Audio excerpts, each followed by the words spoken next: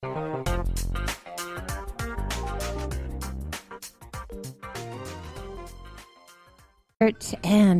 you talk about exciting topics of conversation. Okay, plug and drive. What is that? Well, I'm going to explain. It's interesting. Remember when smart cars came out, and that was the interesting phase for the market. I mean, some people liked them, some people didn't. They're not really my preference. As a realtor, I can't fit enough people in there, so I don't think that would really be the market car. However, what I might be a little bit conscientious of is fuel consumption, the environment, the economy, and so on. So electric cars, is it actually the wave of the future? I mean, you can go into so many different television programs now, and there's a lot of discussion about them, and I know a lot of different motor vehicle companies are moving towards finding the technology. And I guess really, when is the explosion of electric cars going to actually hit the market? So the question is that the car for you? Which is one side of the picture, but then the other side of the picture is going to be is how much money do you save?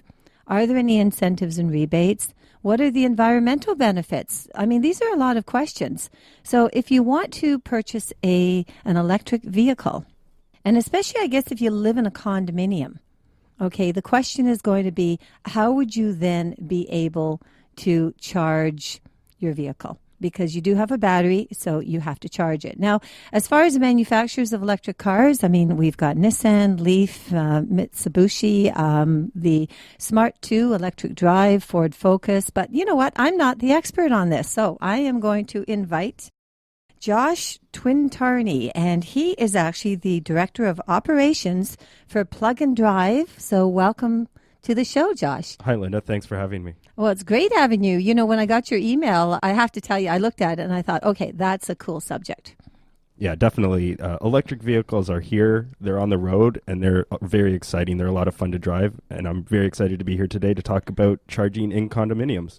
Well, that's going to be a key topic for not only condo owners, but also for board of directors, because, the first question in their mind is going to be, okay, fine, where are they going to charge it because of where the hydro costs are and so on. But let's before we get into all that, tell me a little bit about how it all got started.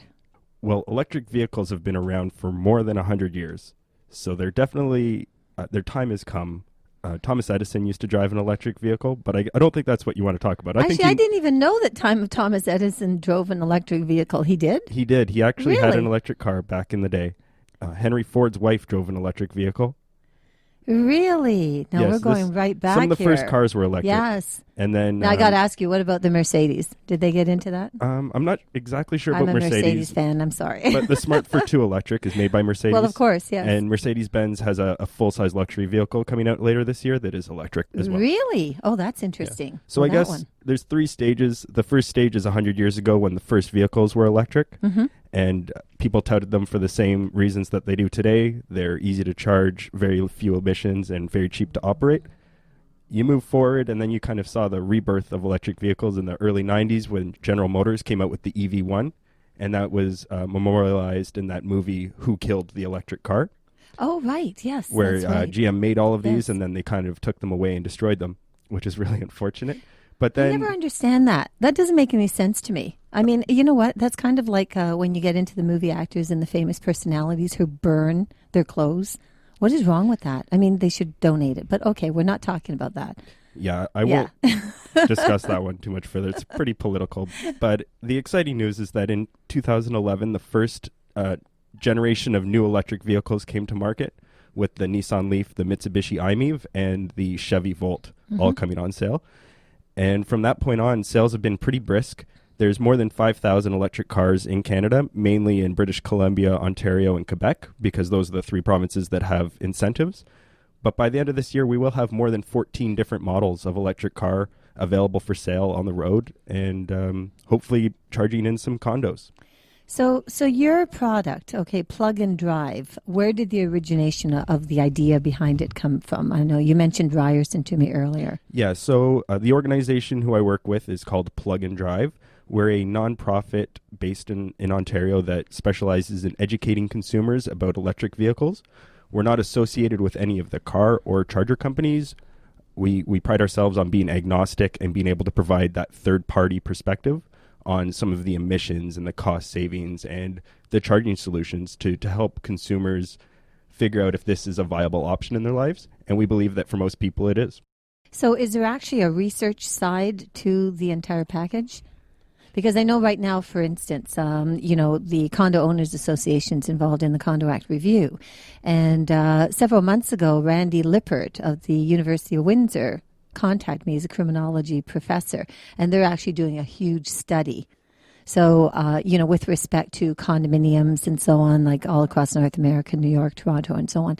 So is there that element with what you're involved in as well? Is there any degree of studying or just interaction of trying to compile information on electric cars? Well, it's such a new industry that we're kind of groundbreaking a lot of different research in terms of the cost to drive, providing consumers with very detailed information about how much their electric vehicle would cost to operate versus their gas car, as well as some of the long-term operating costs, but also the emissions.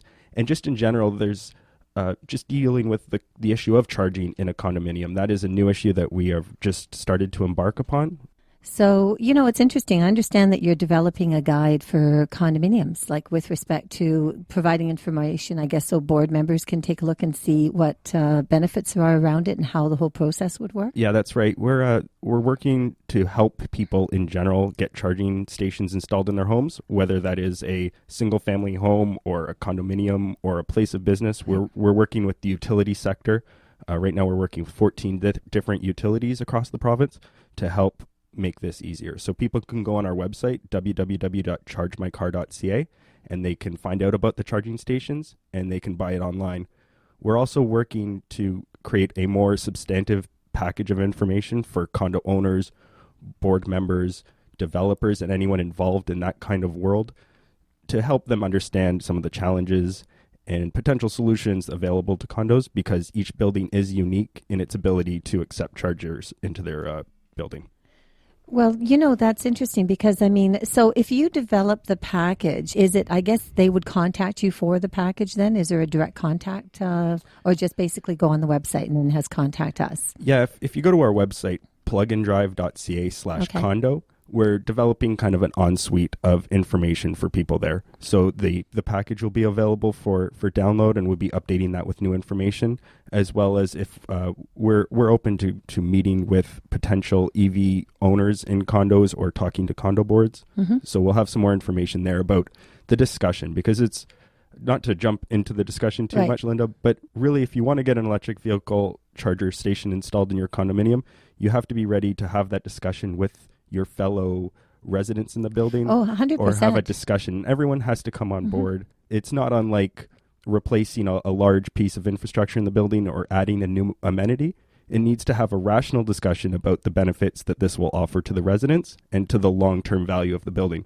Because in the future, as these vehicles are adopted more and more, you're going to start to see that it becomes demanded. More people are demanding that their cars can charge, or it becomes an issue in terms of whether a tenant is interested in moving into that building. So it becomes an issue of attracting a certain demographic, the EV owner demographic, which tends to be a good demographic for people to be attracted to. Well, I think one of the key things is that if a board is operating really in the proper judgment for their residents, whether it be the tenants or whether there's owners in the building, either one, or they're, even the off-site owners, because it then becomes a privilege for them when they go to put their property up for rental because they have this availability in the building. So, there's no question that, having the whole thing implemented is a great idea. I think the question is going to be for them is how the process works and whether or not it would actually hit the operating budgets. So, those intricate details regarding the financial side is probably going to be front and foremost with any decisions that any condo board is going to make. And having open discussion with the residents in the building will, I guess, alleviate any concerns that all of a sudden you don't want an owner or a tenant coming forward and saying, oh my God, my rent has increased because we have to pay for this now, or my maintenance fee has skyrocketed because you guys approved electric vehicle, charging stations inside the building. I think that's probably the biggest issue when you talk about condominiums. Yeah, I think so. I think there's some slate of problems as well that we have made recommendations to the Ministry of Consumer Services with regard to changes to the Condominium Act about just ways that they could streamline some of the processes for electric vehicles. But they have a lot to deal with, so I'm not sure that they'll get to it in this round. Well, they should be getting to it on this round because I don't know if you know, but, as the founder of the Condo Owners Association, we were instrumental in opening up that Condo Act review. I mean, we have been basically running after the ministry, charging. I heard a statement yesterday. It was funny. I'm not going to repeat it though, but we've been pushing really hard since 2009 to have that Condo Act opened up, which it now has, but we're not really happy with the review. But that is another story. Yeah, that is another story. But thank you for allowing us to have the opportunity to introduce that to the Condo Act.